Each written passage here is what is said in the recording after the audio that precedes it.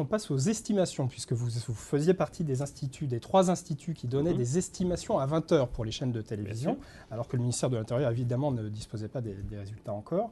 Alors on a l'impression qu'il y a une grande cacophonie, hein. Ça a été pas mal souligné, notamment sur les réseaux sociaux, ou sur les chaînes de télé. Parfois le FN était deuxième, parfois le FN était premier, parfois il était à 26, à 24, à 27. Comment on peut expliquer de tels écarts entre les instituts? Est-ce que vous avez tous la même méthodologie? Écoutez, là-dessus, on peut critiquer les sondages. Sur les estimations, d'abord, le débat premier est sur le débat de la classification des étiquettes. Il n'est pas sur les estimations. Il y a eu un débat politique, d'ailleurs repris entre certains partis politiques et le ministère de l'Intérieur, sur la classification. Pourquoi ? À cause de ce que vous évoquiez tout à l'heure, nouveau scrutin et les binômes. C'est essentiellement ça. Quand un binôme, je vais prendre l'exemple le plus facile pour ceux qui nous suivent et nous regardent. Quand il y avait un binôme Front de gauche, Europe Écologie Les Verts, ou le classer. Voilà. Et donc, nous avons fait le choix de le classer, comme le Front de gauche était le plus présent sur le territoire entre ces deux partis, dans ce que nous avons appelé une ligne Front de gauche et alliés.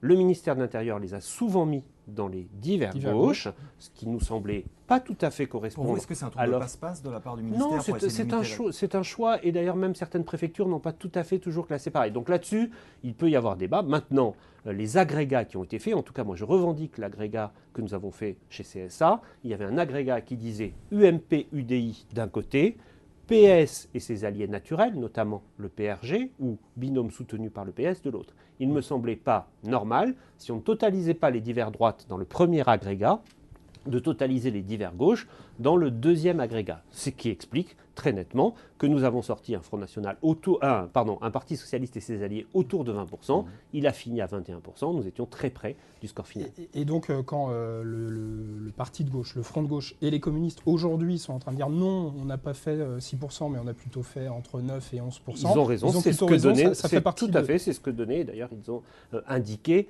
que notre comptage, nous avons recodé tous les candidats dans tous les cantons. Encore une fois, d'autres choix étaient possibles. Je crois que le choix que nous avons fait correspondait à la réalité électorale. Maintenant, si vous voulez bien, au-delà de la méthode, donnons un peu de signification politique à ça. Qu'est-ce qu'on a mesuré dimanche ? On a mesuré que ce que l'on peut appeler, même si ce n'est pas tout à fait homogène, l'autre gauche, représentait à peu près un tiers du total gauche. Et que ce tiers de la gauche, il n'a pas beaucoup évolué par rapport aux élections présidentielles. Voilà. Ça, c'est une signification intéressante de ce codage et recodage.